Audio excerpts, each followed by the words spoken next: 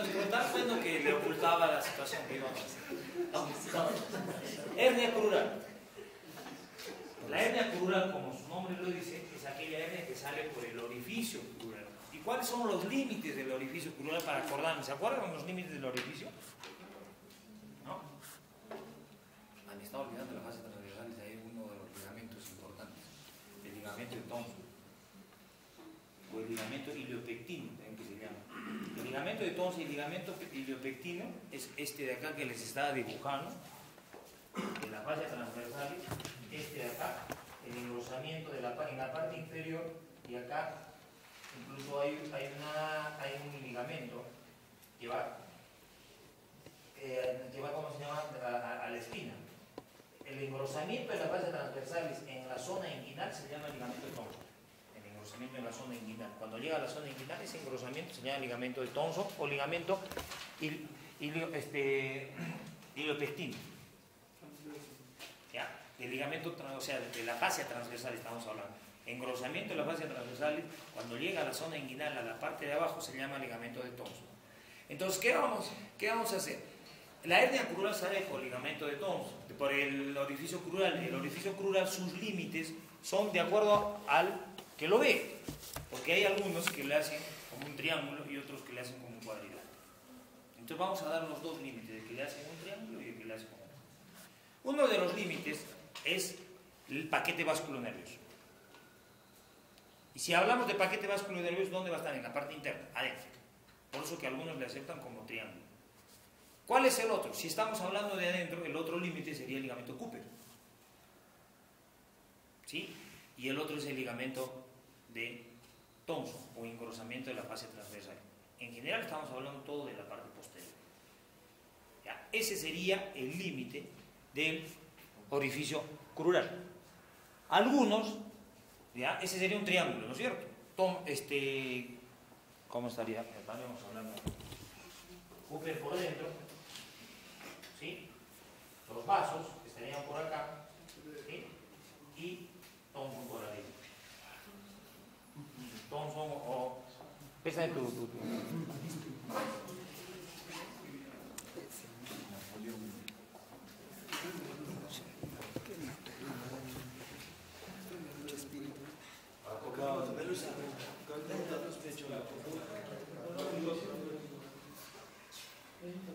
Si hablamos de la fascia transversal, este sería así. Por acá estaría pasando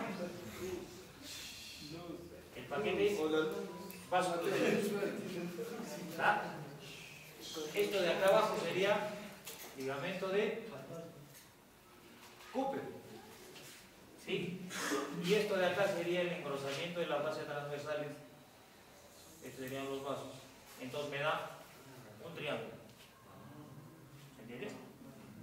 Pero hay algunos, un poco por fregar, que le ponen una pared más y lo hacen un cuadrilátero. ¿Y dónde le meten? Lo ponen acá, a las ligamento de Cooper, que pertenecería a esto, al oblicuo mayor. Muchos no lo aceptan, ¿por qué? Porque este es un plano anterior y el otro es un plano posterior. Entonces no debería de ser así, pero ustedes van a ver los límites. Uno le pone cuadrilátero y otro triángulo. El que le mete cuadrilátero sería ligamento de Thomson, Cooper, mejor dicho Cooper, ligamento de Thomson, paquete vascular y Gimberg. 4. Le saco al Gimberg, me quedan 3. ¿Entienden? Los que hacen triángulo, sin Gimberg. Y los que hacen cuadrilátero, Gimberg. Entonces, paquete vasculonervioso, ligamento de Cooper, ligamento de Thomson, orificio crural. ¿Sí? Para los que hacen cuadrilátero, ligamento de Gimberg, ligamento de Thomson, Cooper y paquete vascular, orificio inguinal. Un cuadrilátero. Entonces puede ser un cuadrilátero o un triángulo, depende de los que lo vean. Lo importante es que salen por ahí la hernia. Entonces, en conclusión, la hernia sale por debajo del ligamento inguinal. ¿Sí? Por debajo. Entonces es aquella que hace procedencia a través del anillo crural. Ya sabemos el anillo crural cuáles son los límites, ¿no? va por debajo de la arcada inguinal, obviamente, por el conducto o infundíbulo crural, que es eso. Por ahí esta es la abertura y se va hacia la fascia de escalera. Las hernias crurales es mucho más común en las mujeres. ¿Por qué? Por el tipo de pelvis que tienen, ¿no? Al tener una pelvis más ancha que el varón, tienen mucho mayor frecuencia de terminar en una hernia crural que los varones. Entonces, cuando yo veo una mujer, una hernia, lo primero que tengo que pensar es que es más probable que tenga una crural que una inguinal. Eso no quiere decir que no tenga una inguinal, puede tener una inguinal, pero es más común que tenga la crural. En el varón es más excepcional que haya una crural, es más raro, mucho más raro, el porcentaje es bajo.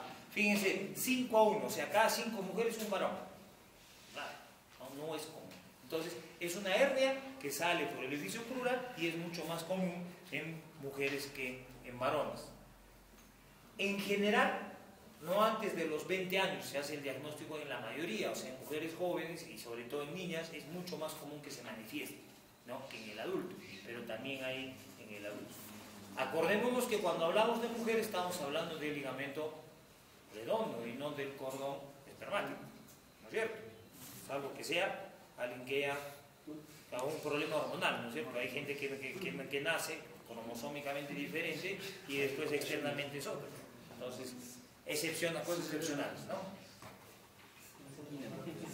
Claro. Respecto a la proporción a favor de este es 13 a 1 con respecto a la reproducción. Ahí tenemos. Ahí está muy bien, muy bien. Fíjense, hacemos la maniobra del Landívar, obligatorio, ¿no es cierto? Ponemos y fíjense, tapo el orificio inguinal profundo, pero la hernia está por debajo de mi dedo. Es una crural, ¿no?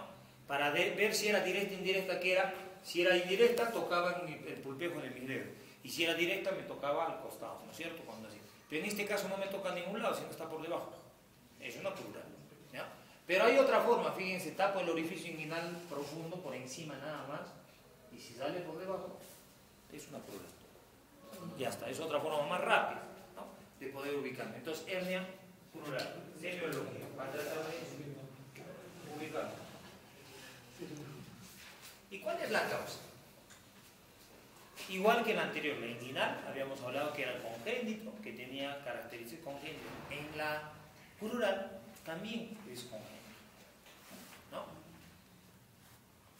¿Qué hace? En general, una persona, cuando va a tener una hernia crural, nace con una especie de divertículo en la zona crural. O sea, ya nace con una pequeña procidencia, ¿ya?, una salida pequeña, que es cuestión de que con el tiempo se manifieste, ¿no? A eso se asocia si tiene la pelvis más ancha, ¿no? Entonces, puede haber un divertículo, una bolsa preformada que no está completa, pero normalmente se tiene que obliterar con el nacimiento, pero no se les oblitera y eso les favorece que puedan llegar a tener. Acá tenemos un saquito, fíjense, están los vasos por acá y hay un pequeño saquito que está saliendo por la zona. Entonces, cuando hablo de crural, está pegado a los vasos, porque los vasos es una de sus paredes. ¿Se acuerdan de lo que estábamos hablando? Entonces, siempre tiene que ser por debajo. Entonces, hay factores que van a causar que la hernia crural se produzca. Obviamente, en la mujer es más común si es multiple. Entonces, ahí es donde hace más fuerza, hasta que se manifieste su estado, ¿no? Y la otra en los niños, que es bastante común.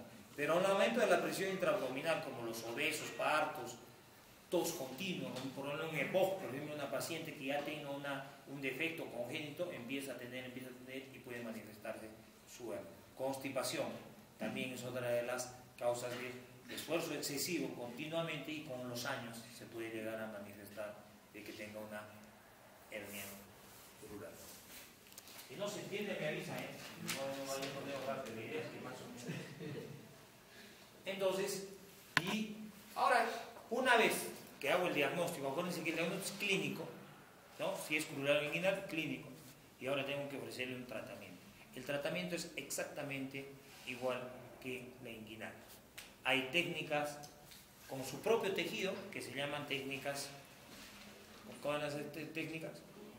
La primera, contención. Exacto. Entonces, con su propio tejido, contención. Y técnicas sin tensión. Hoy en día las contención prácticamente se están abandonando, porque todas se están haciendo sin tensión. Ya sea abierta, que es la clásica que nosotros hacemos con diferentes técnicas, acá está mencionado, pero no tienen que saber ustedes, eso déjenselo para el especialista, para el residente. Lo único que ustedes tienen que saber que la hernia se tiene que operar y que la mejor técnica es la sin tensión con malla. Nada más. Ahora, ¿qué método va a emplear el cirujano? Eso es otra cosa. Lo hará por laparoscopía, abierta, preperitoneal, la que le dé la gana. Pero eso ya es decisión del especialista, no de ustedes. Ustedes como médicos generales tienen que saber que se tiene que operar y decirle cuál es lo mejor y qué es lo mejor que se está haciendo hoy en día. Y lo mejor que se está haciendo es la colocación de malla, técnica sin tensión. Eso es todo en la hernia. ¿Alguna duda? ¿Hernia? Entonces, hernia inguinal y cruel prácticamente ya lo cerramos, ¿no? Preparamos para el examen. No habría...